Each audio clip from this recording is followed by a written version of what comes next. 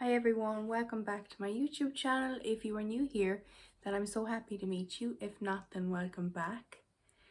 If you like the sounds of today's title, give it a big thumbs up.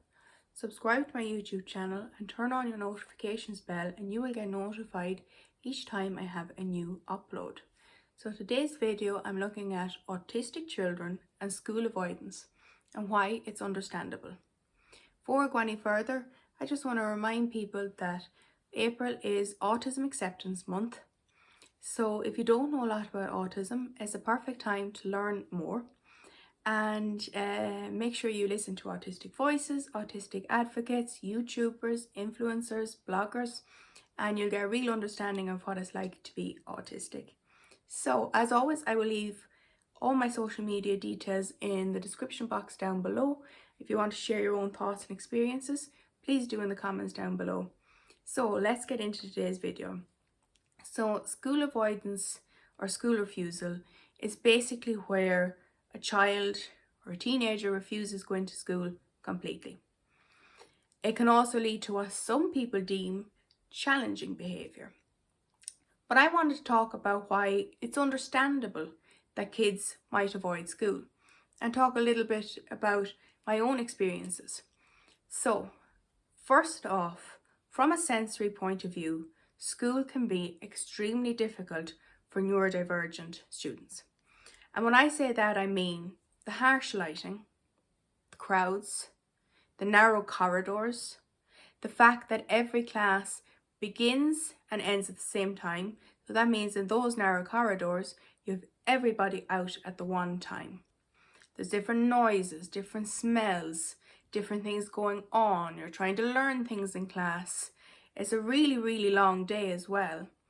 And that's before I even mentioned trying to make friends, physical education, which we know a lot of autistic people really, really do not like, and group work, which a lot of autistic people find really difficult. So when I list all of that out, and you think of the autistic student who is in a constant state of stress, it's really not that surprising that they don't want to go into school. From my own experience in kind of the second last year of secondary school, I missed a lot of time and I couldn't go into school. And when I say I couldn't go into school, I mean that when I would get to the school gates, I would feel physically sick. I would feel like I just cannot get myself out of the car and go into school. And it's a very distressing thing. There are so many stresses within a school setting. The school setting is not made for neurodivergent people. It's just not. You're putting so many students into this one place and expecting them to be able to survive, essentially, when there's probably hundreds of students. I think that what people, let's say teachers or parents, have to remember is that we're not being bold. We are struggling.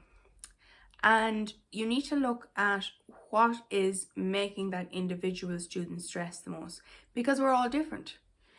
So sensory wise, we'll all find different things will affect us.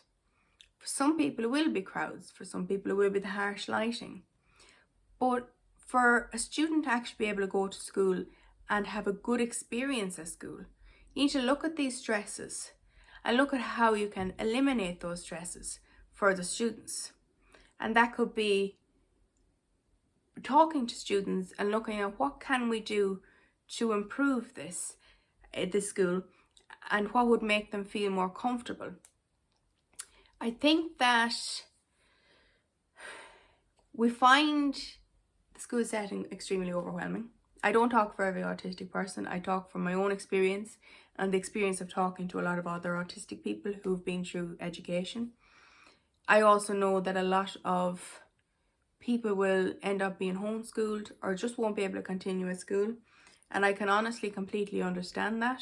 I managed to make it through my Leaving Cert, which I think to this day was an absolute miracle.